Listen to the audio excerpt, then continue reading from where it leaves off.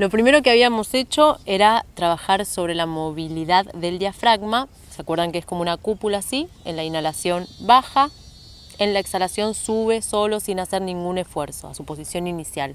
Entonces lo que buscamos es movilizar la parrilla costal, pero con el foco puesto en movilizar el diafragma.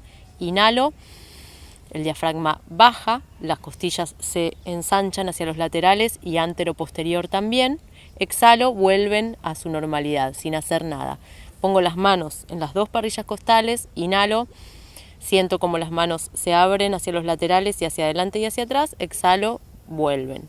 Lo que buscamos acá es que cada vez se expanda más el movimiento y si sienten que hay un lado que se mueve más que el otro, desde la intención hacen que el diafragma del lado que sientan que está más restringida la movilidad se mueva más hasta que sientan que los dos lados se expanden por igual. Hacíamos lo mismo acá arriba, con las manos acá, inhalo, las costillas suben un poquito, exhalo, las costillas vuelven a su lugar natural. Siempre con la idea de mover el diafragma, las costillas se van a mover como consecuencia de movilizar el diafragma. Después integrábamos brazo con diafragma. Inhalo, el diafragma queda abajo y mi brazo se va para el lado, por ejemplo el brazo izquierdo se va para la derecha en diagonal, con el diafragma sostenido en la inhalación, no exhalé. Sostengo unos 30 segundos, exhalo y vuelvo. Y lo hago para el otro lado. Muy bien, lo que seguía era el trabajo del cuello. Lo que hacemos para el cuello es elongarlo en sus diferentes lados. Por ejemplo, en el lateral, recuerden que es oreja al hombro. Por ejemplo, oreja derecha al hombro derecho. Y sostengo esta elongación unos 30 segundos, tratando de respirar y en las exhalaciones ganar un poquito de barrera. Para la parte posterior del cuello es nariz a la axila, como si me quisiera oler la axila y sostengo 30 segundos.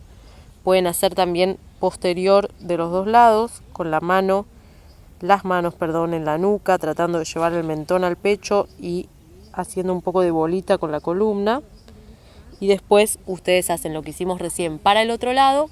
Y para trabajar la parte anterior del cuello, recuerden que poníamos las manos en la piel del esternón, se bajan el esternón hacia el piso y el mentón se va hacia el techo. Sostengo 30 segundos y después, desde esa misma posición, por ejemplo, pongo mis manos en el pectoral derecho, mi cabeza se inclina al lado contrario, las manos siguen bajando la piel del pecho hacia el piso y en diagonal y mi mentón se va para el lado contrario y hacia el techo. 30 segundos, lo hago del otro lado.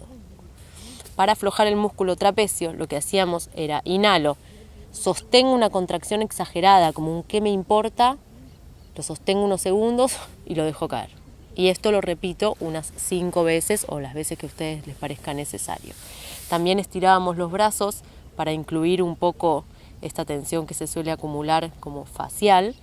Entonces hago como que las dos paredes de mis laterales se quieren cerrar, o si no hay paredes, unas paredes imaginarias que se quieren cerrar y yo con fuerza e intención no permito que se cierren. Y sostengo esta tensión 30 segundos también. Lo pueden hacer después al revés. Las palmas de las manos se quieren venir a la axila para elongar los extensores. 30 segundos. Para los músculos del cuello, primero trabajábamos el ECOM, el esternocleidomastoideo, que es este músculo gordo que está acá.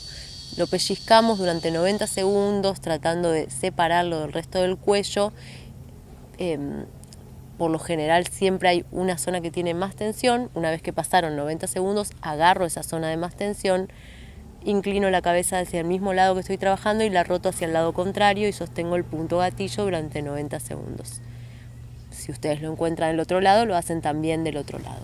Después, para la parte lateral y posterior del cuello, hacíamos con yema de dedos círculos, tratando de entrar primero a la parte más superficial y una vez que ablandó un poquito, llegar más profundo. Lo pueden hacer con un aceite, con una crema, bien por la parte posterior, la parte que está atrás del ECOM, y también por la parte posterior del cuello, llegando como a donde están las apófisis espinosas de las vértebras y tratando de separar al músculo de ellas. Se quedan un ratito ahí y después pasábamos al piso de la boca. Recuerden que hacíamos trazos neuromusculares con los pulgares, arrancando de la rama vertical de la mandíbula y tienen que llegar hasta el mentón, tratando de separar en todo este recorrido el músculo del hueso. Lo hacen unas 6 veces, tratando de entrar cada vez más en profundidad en esta parte lateral y bien en profundidad en la musculatura que está en el mentón. Bien. Después hacíamos el músculo macetero, músculo de la masticación. Lo hacíamos con la misma técnica que en la parte lateral y posterior del cuello. Yema de dedos en el músculo macetero, recorriendo todo el vientre y buscando zonas de tensión. Lo hago primero en superficial y después voy entrando con más profundidad. Y si encuentro una zona de mucha tensión, puedo hacer un punto gatillo también, que es: dejo mi brazo apoyado en mi rodilla, relajado, mi dedo gordo va a estar como un poste y yo dejo caer el peso de mi cara sobre el dedo, sin hacer ningún esfuerzo. Simplemente esto ya va a hacer que mi dedo empiece a profundizar en ese punto de tensión del macetero y se empiece a ablandar. Sostengo durante unos 90 segundos. Obviamente, si hay del otro lado también una zona de tensión, lo pueden hacer.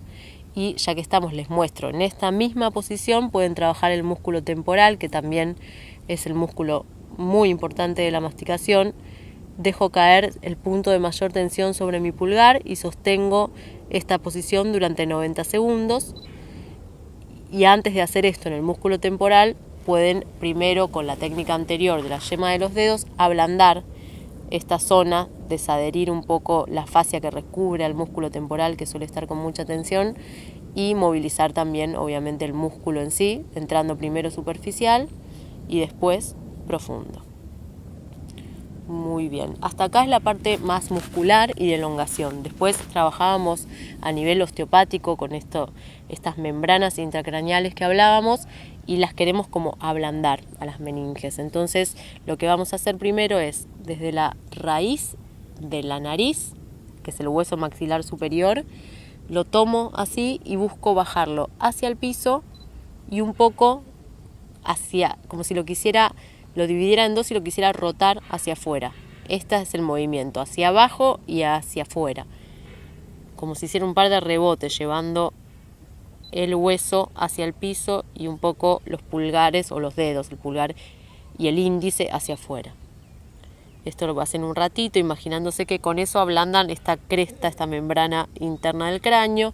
Después, desde los pómulos también es hacia arriba y hacia adentro, hacia abajo y hacia afuera, hacia arriba y hacia adentro, hacia abajo y hacia afuera, como si amacaran el hueso malar, que es el hueso que forma el pómulo. También teníamos esta sutura interparietal, que les comenté que estaba con mucha tensión cuando bruxamos, suele estar como una carpita así y nosotros queremos horizontalizarla. Entonces, con las manos ahí, yo lo que busco es aplanar esa sutura con la fuerza de mis dedos hacia el piso y hacia afuera, hacia el piso y hacia afuera, hacia el piso y hacia afuera. Un ratito, quédense en esta, que es bastante importante y suele estar con mucha tensión. Y por último, para trabajar la parte horizontal de esta membrana intracraneal, desde las orejas vamos a estirarla hacia afuera y como si fuese una rueda que rueda hacia adelante. Entonces es este movimiento, hacia afuera y hacia adelante. Y también sostengo este estiramiento unos 30-45 segundos. Si veo que hay un lado que le cuesta más que el otro, que siento como la oreja más pegada, me agarro con las dos manos y tiro hacia afuera y en rotación. Bueno, muy bien, esto fue todo, a practicar.